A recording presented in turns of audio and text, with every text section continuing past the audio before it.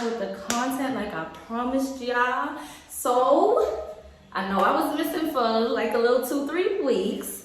So now that I'm back, I'm gonna come back with something juicy, okay? I'm not gonna come back with nothing boring. I'm gonna make sure I keep y'all on game, okay? As you can see from the title, I'm gonna do a story time today. I gave my Instagram like 3 topics and I told them to pick which one they wanted to see first. And of course, this one was the most requested. A lot of people that know me remember this because this was such a big thing. Like y'all know, I'm always sitting down, but today I got some tea for y'all.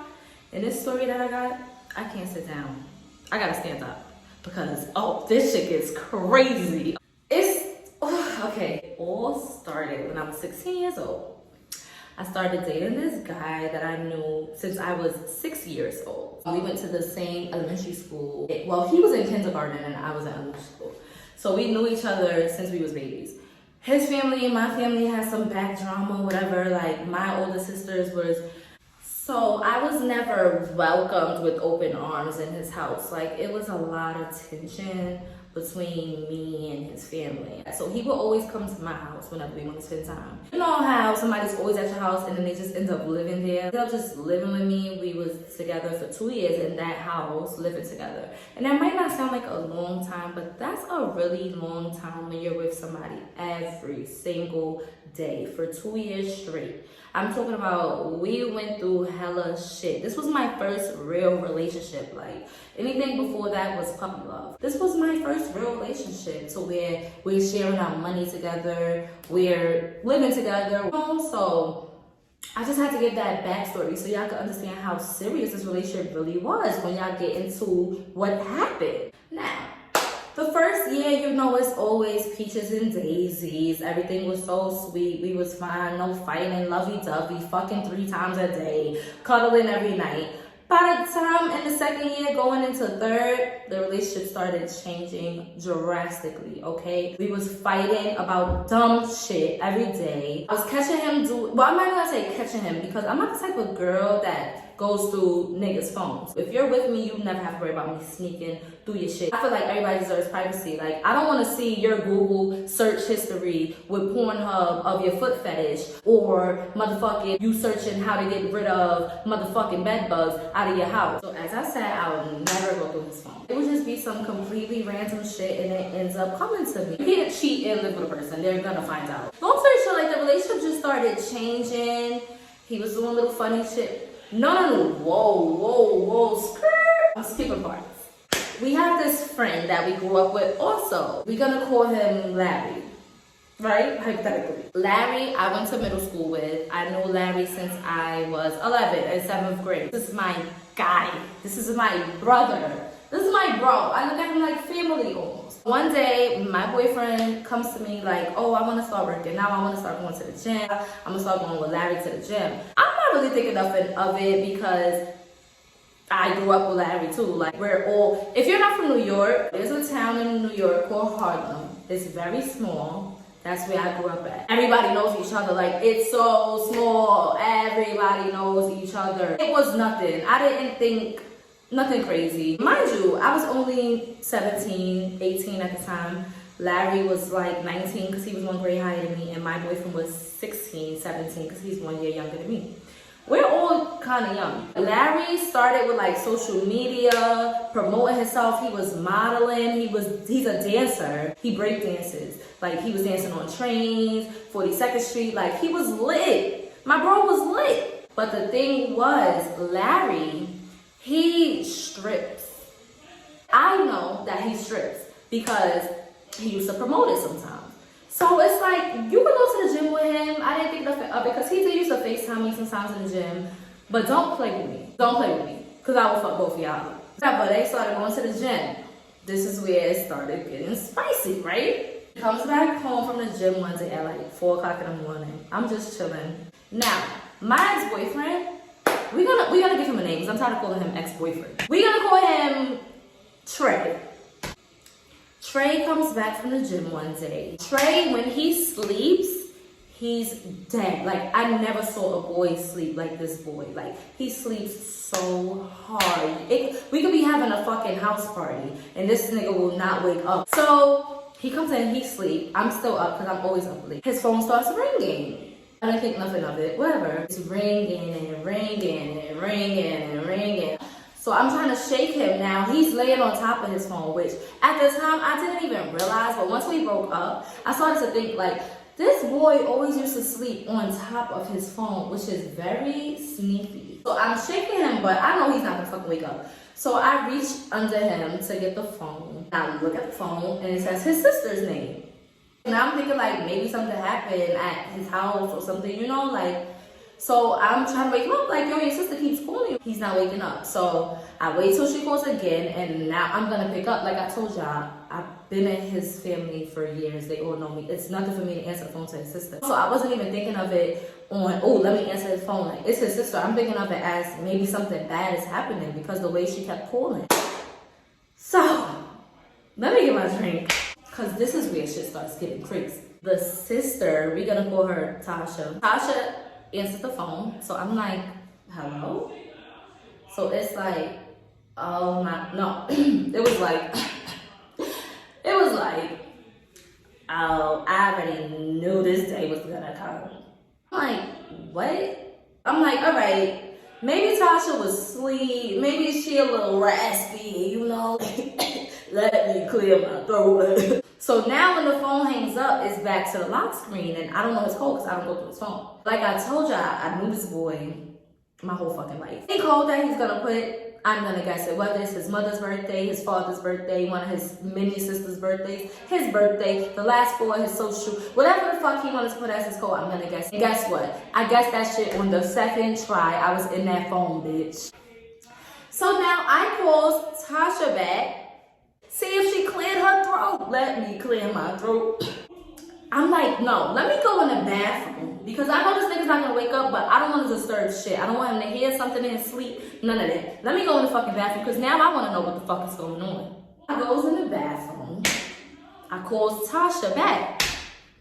So I'm like, what's up? Who is? She like, Stony, calling me by name. Stony, I don't want no problems with you. I told him, don't let your girlfriend be calling me. I never wanted none of this. I don't want no drama. So as she's talking, I'm putting two and two together. Like, I'm listening to the voice, and I can obviously tell that it's either a gay boy or a trans.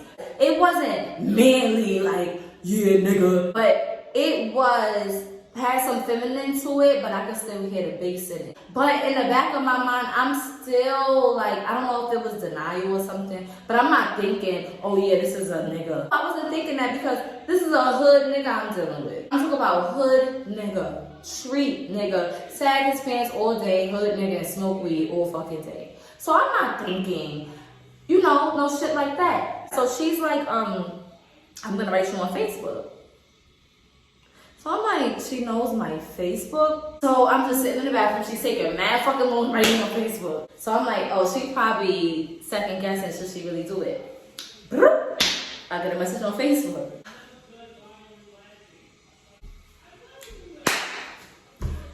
If it wasn't the profile picture, it was the second one to the profile picture. It was a fucking before and after transition collage when she was a boy and she transitions or whatever the case may be.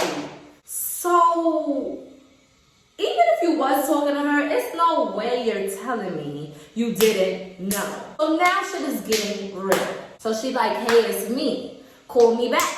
I call her back. So now it's no point in even repeating it. I already know what's up. I see what's up. So I call her back. I'm like, sis, just let me know. Like, just let me know what's up. I seen your page. Like, y'all fucking, what's up? She like, oh no. I always see him post you. You such a beautiful girl. I have respect for you. I would never have sex with him. I told him that I'm HIV positive.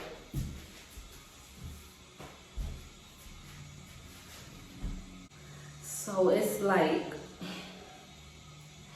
now you playing with my fucking life and you're playing with my health. So she's telling me, I told him that I'm HIV positive. He never cared. He was still trying to pursue me. So I'm like, sis, can you do me a a favor? Can you please send me everything? Because according to his phone, they didn't have any messages. I guess he deleted everything. She's like, no problem. I will send it to you. Like, this girl was fucking cool. We are literally still cool till this day. And this is when I was 17, 18 years old. And me and her are cool off of this situation till this day. That's my sister now. Like, and we always talk about how we met. Like, this shit was bananas. Anyway, so she started sending me the screenshots. This nigga over here, like, yeah, you know, I got a girl, but I'm about to end that shit soon. Like, I'm trying to have something with you. She like, oh, I got a man. It's not even never gonna be nothing like that. We could be cool. He like, oh, can I just watch y'all? Like, I just wanna watch y'all when y'all do it. Like, all type of creepy shit. At this point, I'm flabbergasted. Like, I can't even take this shit. I couldn't even sit here and stomach through all the screenshots that she sent me. I'm just like, you know what? I'm already in the phone. I have to try to hold it together because I wanted to go in that room and go to fuck off right then and there. But I didn't want me to never know what else is in that fucking phone. You can continue to talk to somebody that's telling you their status and you're continuing to talk to them. That means you don't care about your fucking health and you don't care about yourself. And at this point, I don't even know who you are. So now I'm in the phone. I go on the Safari. I forgot if the name of the website was Tag or Tinder or it was something in that. I don't know about the fucking website. I don't have that website. But he had that website. So this is where this nigga do all his gay shit at, was on this website. I go on the website and he's logged in. Like, you're so stupid. You don't even sign yourself out of your accounts. Like, you're so stupid. If you're gonna be doing stuff that's this secretive, at least sign yourself out your phone, you fucking idiot. Now I'm in the tag account. I go in the inbox. Let me get my drink again, y'all. I goes in the inbox. All I see is T.S. Ashley, T.S. Simone, T.S. Amanda, T.S.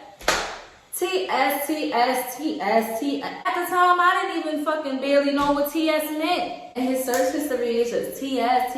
And I'm just like, oh, okay, this nigga has an obsession with transsexual women. So now I'm like, you know what? Let me check the nigga emails. Because if y'all don't know, and this is a secret for all my ladies, emails is where everything is at. The inbox on a Facebook or something and they delete it out of there, it's still gonna show in their email. So I goes in his emails, y'all. I'm scrolling till I see something that gets my attention. I see Craigslist. So I guess Craigslist gives you an email address because he's talking to him through Craigslist on his email. Like, I can't even explain what I'm trying to say. I could basically see their whole conversation on his email.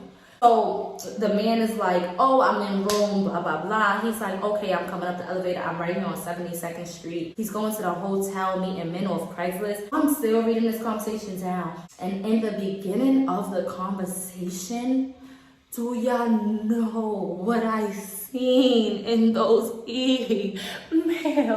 Do y'all know what I seen? My boyfriend in my bathroom, like this. Say this is his phone, right? We're gonna use these. Say this is his phone. He's in my bathroom mirror, like this, y'all.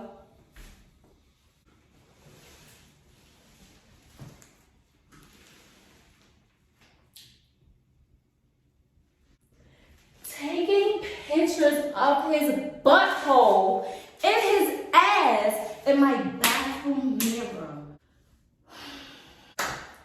Taking pictures of his butthole in my bathroom mirror. And this is the nigga that I bent over for.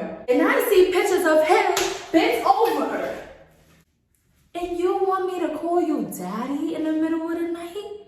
And you're bent over in the bathroom mirror taking nudes? This shit, like, just talking about it puts me back in a place. It's hard to even talk about it. Because imagine seeing your man. Fuck that he was my man. I knew you for all these years.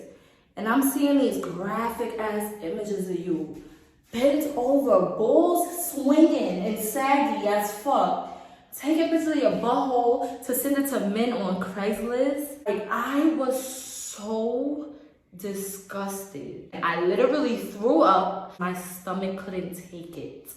Now that I know he's on Craigslist, I'm like, let me look for Craigslist now. Ends up finding an ad. I click the ad is still up. He has a current ad right now in the Men for Men section on Craigslist. Guess what? For a 2-man special. God. Men for Men. Now let me tell y'all about my bro Larry, right? Larry's muscular, toned. He a young nigga, but this nigga is muscular. Tattoos from here to here. My bro looks good, right? My boyfriend skinny as fuck. So I'm reading the ad. It's like one muscular, tattooed model and a nice petite boy you could play with. I'm like, what? Yo, yeah, I have to laugh. Like, I don't want y'all to think I'm crazy, but that's the only way I can deal with the situation, because if I don't laugh about the situation, it's gonna put me back into a dark place that I don't want to be. So now that I know that him and Larry are doing funny shit, I'm like, let me read their messages. Y'all. Oh my God. Y'all not ready. I goes through him and Larry messages. Yeah, I could have fell to my fucking knees. I thought I was gonna die this day. Like, my heart was pounding. My hands was shaking so much that I could barely hold the fucking phone. Like, I thought I was gonna pass out. So I go to him and Larry messages. I will never forget this. I will never forget. Like, I can still remember the exact words of every message till this day. My boyfriend says to Larry, yeah, when you kissed me in the locker room, that shit caught me off guard. With the monkey emoji. This is shit I be saying to niggas. I be saying to him, you got big brolic ass Larry, who's supposed to be my brother, kissing on you with your skinny ass. My man, you supposed to be the one that wear the pants and want somebody to call you daddy. And you got Larry kissing you in the locker room. I'm kissing the Holy Ghost. Yeah, I can't. This shit was too much. It was too much. So now, Larry's like, yeah, it's like, wow, wait, fuck it. I'm tired of playing games with you. Like, they're really talking like a woman and a man. I'm tired of playing games with you. It's like, wow, wait. And I'm just thinking now, I'm picturing my skinny ass boyfriend being in the locker room with my bro, which has showers. I don't know if they fucked, I don't know, but this shit is just turning my stomach at that point. At this point, I felt betrayed by not only Trey, but I felt betrayed by my brother. Because it's like, you come to my house, you smoke with us, you drink with us, you comment on all our pictures, oh look at my bro and my sis, you smile in my face, and y'all doing shit like this. Even if you're gay, it's so many other niggas you could have fucked with. You choose to do that to me. Y'all don't know how many times I've been there for that boy and for that boy. So y'all don't understand the pain I was feeling. Once I seen him and Larry, I'm on 100 now. I'm on 100. It's no stopping me. It's no none of that. I'm mad. I took the phone, I hit it, and I went in that room. Boom! Wake the fuck up, nigga. You fucking niggas? You fucking men out here, bro? Like, you're fucking niggas. You're fucking niggas now? You fucking niggas? He like, what you talking about? Oh my God, why you putting... He like, wait, let me explain myself. Please, it ain't shit to explain. Baby boy, you gotta get the fuck out. Now he's not trying to leave. He's on his bullshit. He's begging, he's crying, putting on this whole act. Like, nigga, get out. Get out. So now my grandmother wakes up, because mind y'all, I'm a teenager at this time. I'm living with my grandma. So now she busted in the room. Oh, blood clot. What blood clot go on? I'm like, Ma, he's fucking niggas. He's gay. He's gay. And he's a bunty. So she like, oh, what do you mean? What do you mean, him fuck mine? He's fucking gay. He's gay. I will get his phone and I will show you. This boy right here is gay. Do you want to see his bum? Do you want to know the things that he's doing in your bathroom? So I forgot how I got this boy in the hallway, but I swindled him in the hallway. Mind you, he has boxers on, he has socks on, and a white beater. And this was in October. I will never forget. I know the exact day that this happened, October 13th. I don't know how he left. Quite frankly, I didn't give a fuck. But I know he wasn't getting back in that house. And what are you gonna do? You're gonna keep banging on the door. This is my grandmother's house. So he had no choice. I don't know how the fuck the nigga got home or where the fuck he went. I didn't give a shit. But the real tea was I still had his phone, y'all. So I waited until like 1 p.m. the next day when everybody woke up and I tagged everybody. Let me tell y'all who I tagged. The principal that we went to school with, because I had him as a friend on social media. I tagged all of his sisters. I tagged his mother. I tagged everybody from his block. I tagged everybody from my block. I tagged everybody in our circle. I tagged Larry and his baby mother. Before I even made the post, I called Larry's girlfriend because he has a girlfriend that I'm cool with too. We all be with each other. So I called Larry's girlfriend. I'm like, sis, you know that your man and my man is fucking? And I can send you screenshots if you want to see them. Y'all know what Larry girlfriends is? Oh, bitch, don't be calling my phone with that bullshit. If your man is gay, keep that shit to yourself. I guess through the night, he must have got in contact with Larry, told him what was going on. Larry must have told his girlfriend that this was gonna happen and I'm lying, don't believe nothing that I'm saying or some shit. So she turned around and switched it on me. So I said, you know what, sis? You're the Lulu. You go about your business and you be with that gay nigga if you want. That's on you. And guess what? Now the bitch got a baby with the nigga.